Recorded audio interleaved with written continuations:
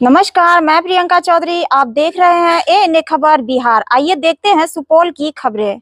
RSS प्रमुख मोहन भागवत गुरुवार को सुपौल के वीरपुर पहुंचे, जहां उन्होंने वीरपुर स्थित विद्या भारती की ओर से संचालित सरस्वती विद्या मंदिर के नवनिर्मित भवन का विधिवत लोकार्पण किया। वैदिक मंत्रोच्चारण और नारियल फोड़कर भवन का उद्घाटन किया गया।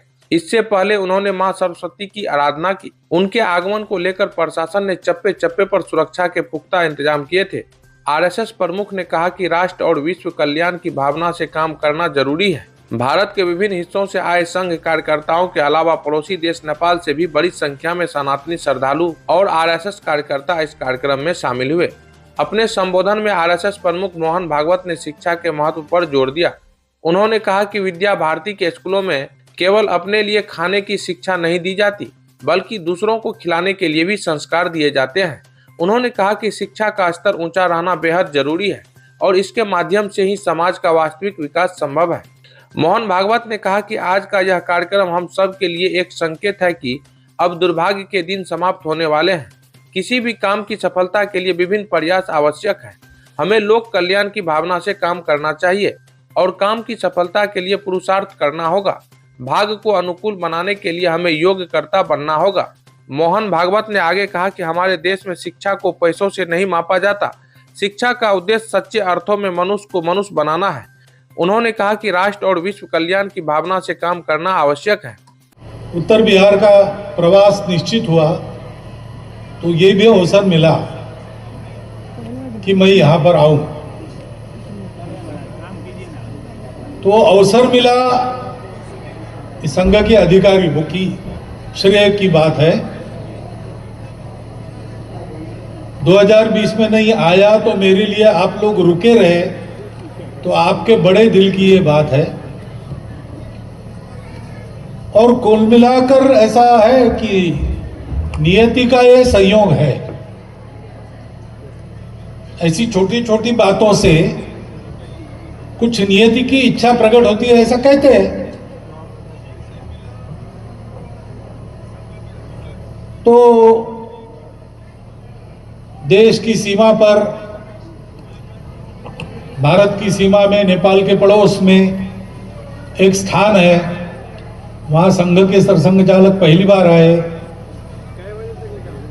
तो मैं समझता हूं कि हम सबके लिए ये एक संकेत है और ये एक सूचना भी है। संकेत ये है कि जो भी दुर्भाग्य के दिन होंगे वो अब बदलने वाले हैं। और सूचना ये है कि ये सब अपने आप नहीं होता, प्रयास करना पड़ता है।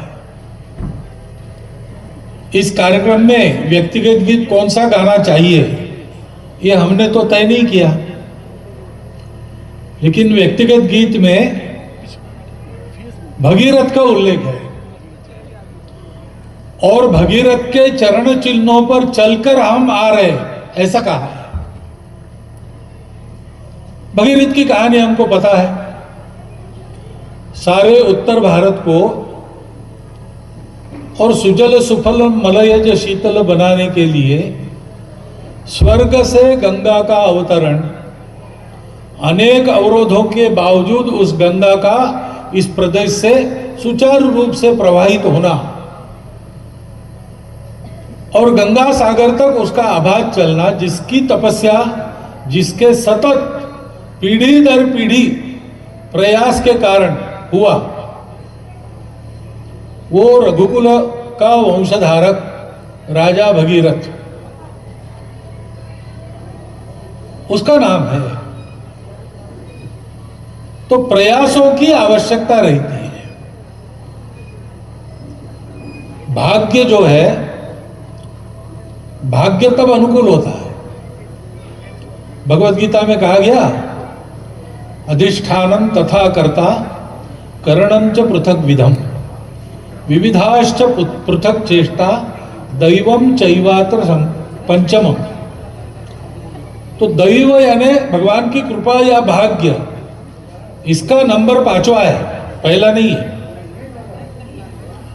पहला है अधिष्ठान जो भी आप कर रहे हैं उसके पीछे आपका जो चिंतन है वो सत्य पर आधारित चाहिए और कल्याण की, लोक मंगल की कामना लेकर चलना चाहिए। ऐसा सत्य और शुभ, सत्यम शिवम सुंदरम अधिष्ठान चिंतन का जिसको पक्का है उसका काम आगे बढ़ता है। करणम कहा है, करणम यानी कार्य की पद्धति है। जो काम करना है उसके लायक पद्धति चाहिए। हम आज भगवान है, भगवान तो सदा देता है और भगवान इतना देता है कि उसके पास कोई कमी नहीं है। आपकी झोली जितनी मजबूत है उतना भगवान देता है, लेकिन भगवान को प्रसन्न करना पड़ता है। भगीरथ को भी गंगा वहां से लाने के लिए कितना कितना किस किस को प्रसन्न करना पड़ा। गंगा तैयार हो गई, शिव जी को तैयार करना पड़ा। शिव जी के होने के बाद जनु ऋषि को प्रसन्न करना पड़ा। ऐसी अनेक बातें करके गंगा प्रवाहित हुई। ऐसी अनेक बातें करके जो चलता है वो अनेक बातों को कहते हैं विविधा पृथक चेष्टा, अलग अलग प्रकार के विविध प्रयास। लेकिन अब अधिष्ठान जिसकी सोच में पक्का रहना है वो तो करने वाला है।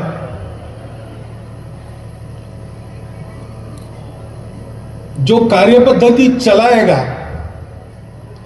वो तो मनुष्य ठीक से चलाएगा।